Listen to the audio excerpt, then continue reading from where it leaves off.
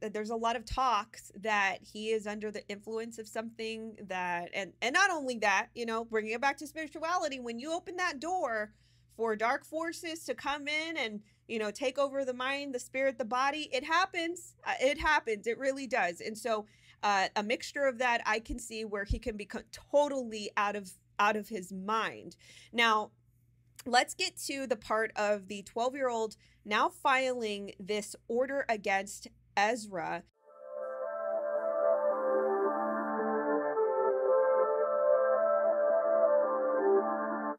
Muchachos y muchachas, of course, this is going to stay on my radar because I find the Hollywood and the occult and the way that they're perceived by the general public, I find it fascinating.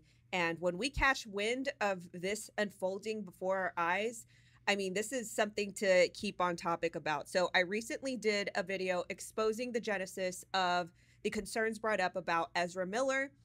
You guys can go check that out. I'm going to link it right up here. So if you want to go check that out first, it's a really great foundational understanding of what is going on. And I suspect, along with a lot of other people, that this has been going on within Hollywood and all of the other elitist groups out there. You guys can tell me what you think those groups are in the comments below. But I'm going to keep my thumb on this because I just find it fascinating that it's happening right before our eyes and it's not garnering a lot of attention.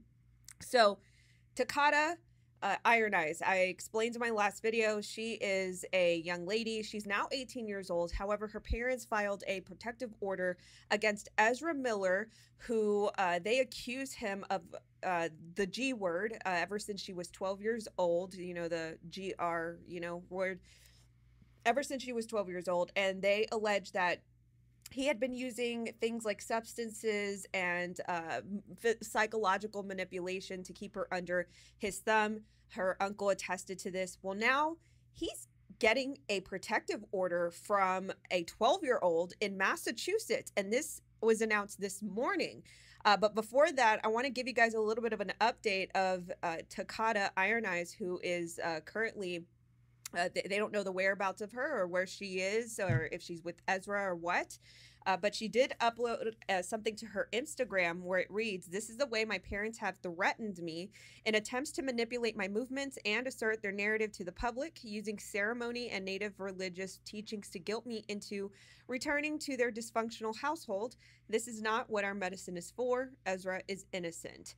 And then it reads Gibson. Now, I did mentioned in the last video that one of her family members, actually it was her mother, Sarah Jumping Eagle, who attested that she had a conversation with her daughter over the phone, but it was Ezra's phone. She couldn't even talk to her through her own daughter's phone, and that they had a conversation in the background where Ezra, he intervened with the conversation that 𝘏𝘶𝘮𝘢 was having with her mother, saying that 𝘏𝘶𝘮𝘢 is now a new identity, that her name is Gibson now, not her former name.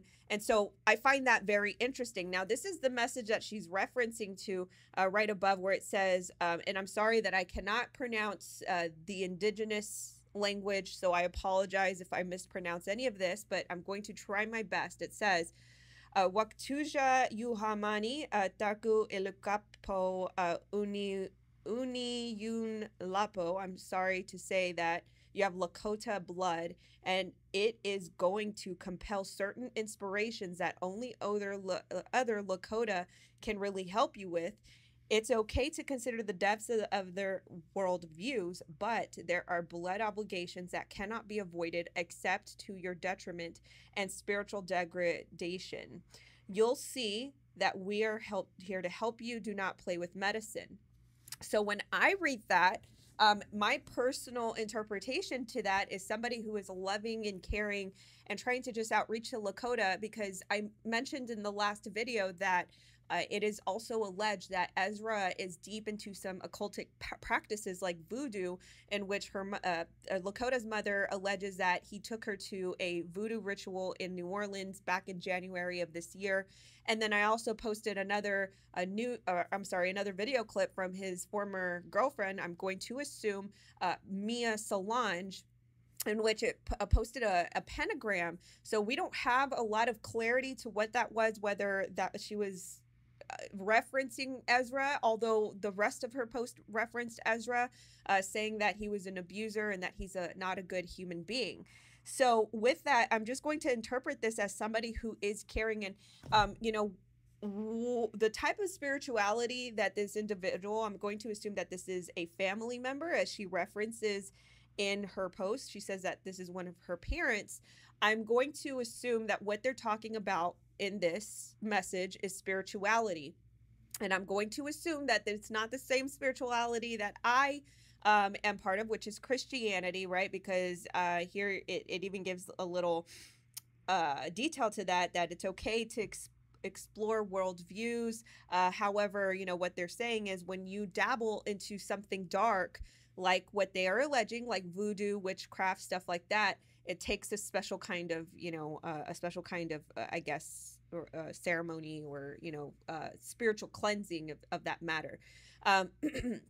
Now, what you know, I'm just going to insert my personal spiritual views. Like I said, I'm Christian. I don't even dabble in horoscopes, y'all. Like and again, I'm not perfect, and I'm not, you know, I'm not this, pretty much I'm broken, and I know that I am, so I need a higher source, and that's, you know, my Lord and Savior Jesus Christ. So I just want to give you guys that insight. So with that, you know, I don't even dabble in little occultic things like that, right? So what they're saying is this is pretty extreme. You are dabbling into something very dark. And not only that, it seems to be that Ezra is also getting her into, you know, the use of substances, as I explained in my last video. So what I find interesting about this post that she posted up earlier was that she says that Ezra is innocent. The last little phrase before signing off Gibson, which is again the alter ego that Ezra allegedly assigned to her. And the thing is, Ezra, if he's innocent, then why is he deleting his Instagram? Because it was reported this morning that Ezra Miller had completely deleted his Instagram. And before doing so, he actually, what seemed to be, was taunting the police or law enforcement, in which you guys know right now that they're unable to serve him the protection order that was given by the Standing Rock, I believe, tribal court. And they've been unable to serve him. And so it seems to be on his Instagram, while he still had it up, he was taunting law enforcement, where you can see memes here, people, me, headache, you know, and then the next one saying, me remembering how I was nice when I should have said, who the F do you think you're talking to? And the next one is a little bit cryptic. And as you can see, look at the account that it's coming from. I'm not going to say it out loud, but look at the account, right? Where it says, I am shielded from negative people and their ill intent. My spirit, mind, body, soul success are not altered by any more envy. I am protected from all negative people, or I can't read that little acronym, but it says negative something people attempt to throw me subconsciously and consciously.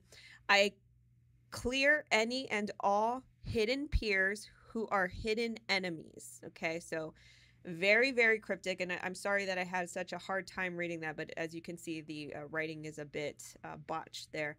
And then this next one saying, message from another dimension. And the next one saying, you cannot touch me. I am in another universe.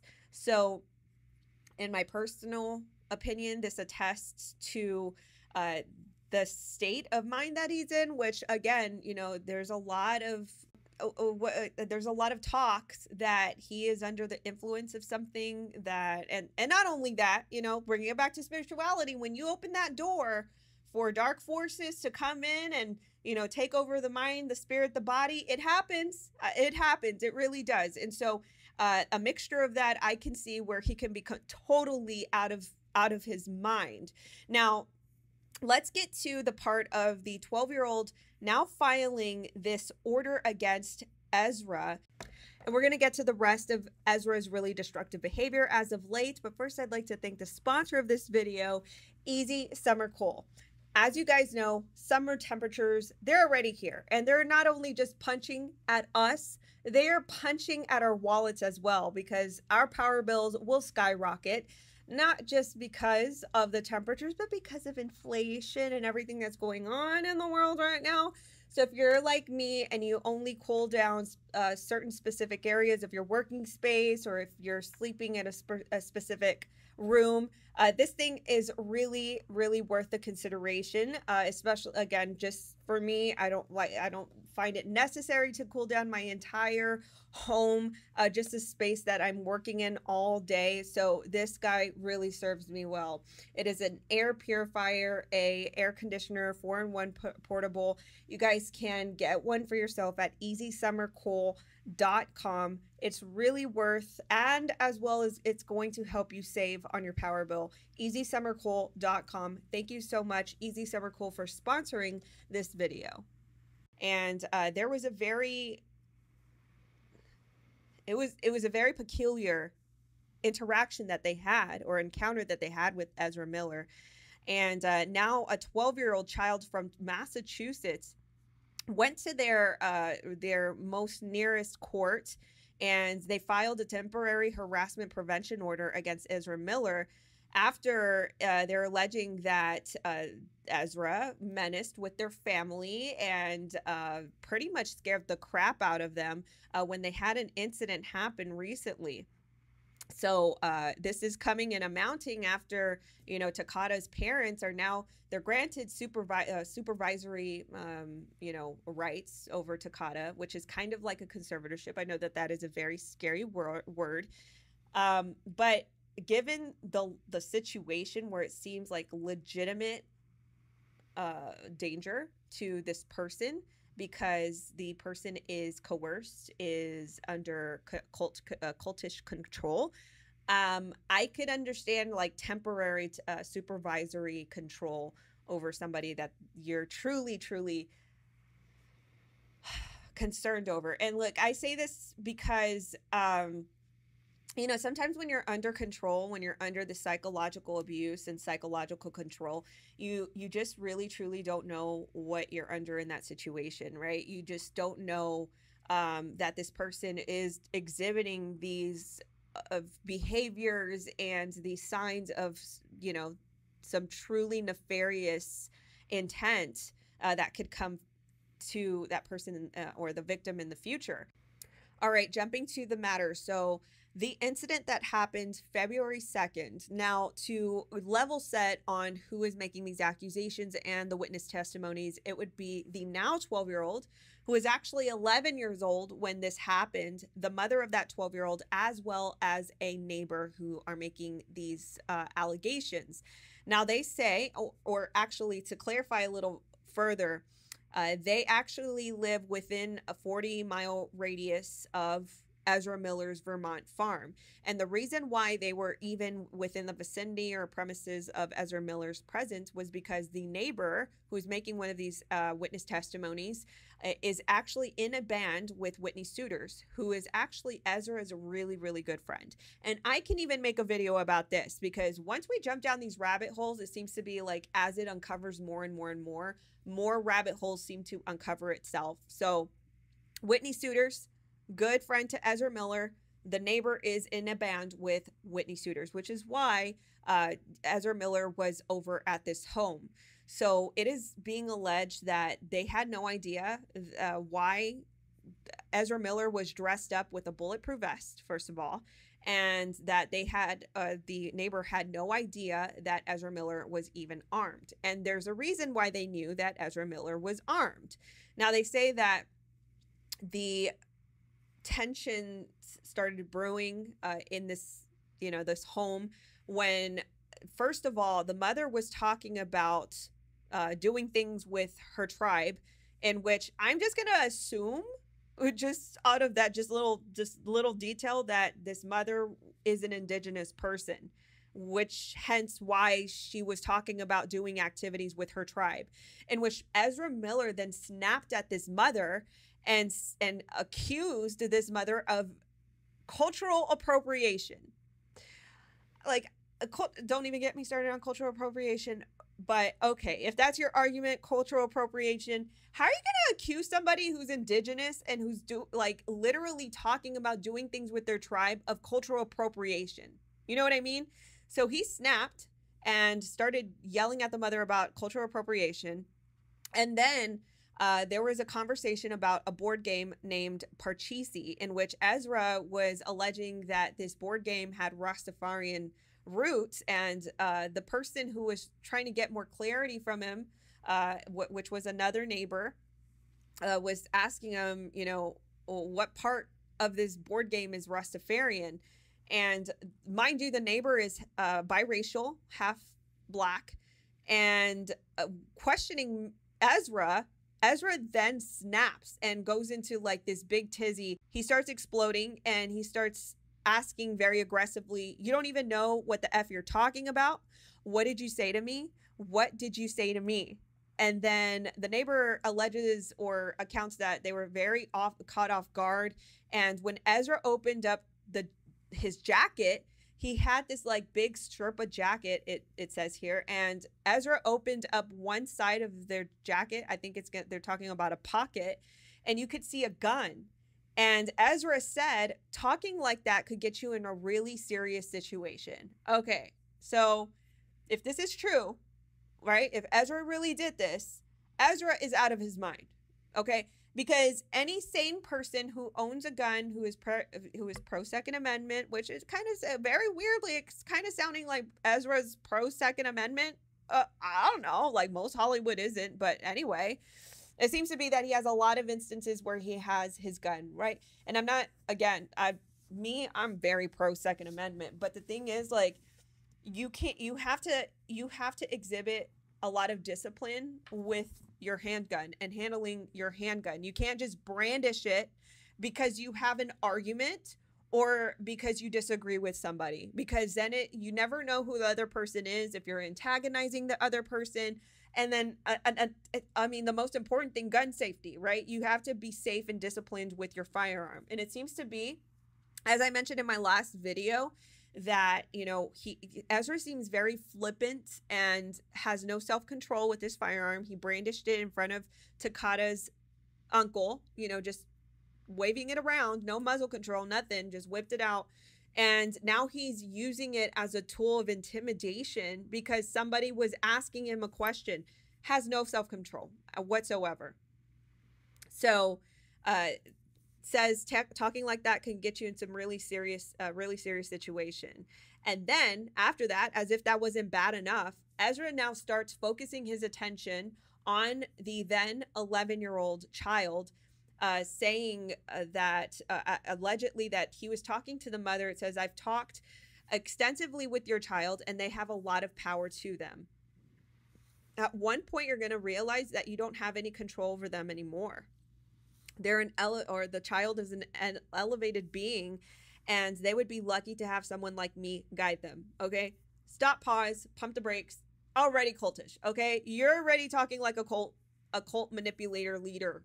Okay, already I mean, who wants to take control of an 11-year-old? That's sick. All right, that's sick, and that's you have ideas that are out of your mind.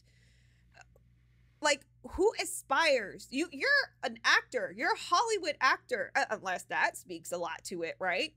That could be another video, but you're a whole actor in Hollywood. You have all of these connections. You have all of these friends, and your aspirations are to take control of an 11-year-old child. How sick do you have to be? So that's what it was moving into. And then, according to the visiting neighbor, the mother and the child, then Ezra then focuses his attention to one of the mothers and says, who dresses, you know, very alternative and goth. And he started accusing this mother of being a witch and a vampire. And he repeatedly yelled at her, saying things like, do you want to drink my blood? Do you? I mean, just, again, consistent, aggressive behavior. Ezra then focuses his attention back onto the child, the 11-year-old, and he started over complimenting this child. And then requesting the child to follow Ezra on social media, on Instagram, and moving his chair closer to the child. I mean, red flags all over. If you think this is a red flag, please drop a red flag emoji in my comments below. Red flag. Okay, Ezra, you're going way too far, moving way too fast and way too invasive in such a nature that you are invading the space of an 11-year-old child.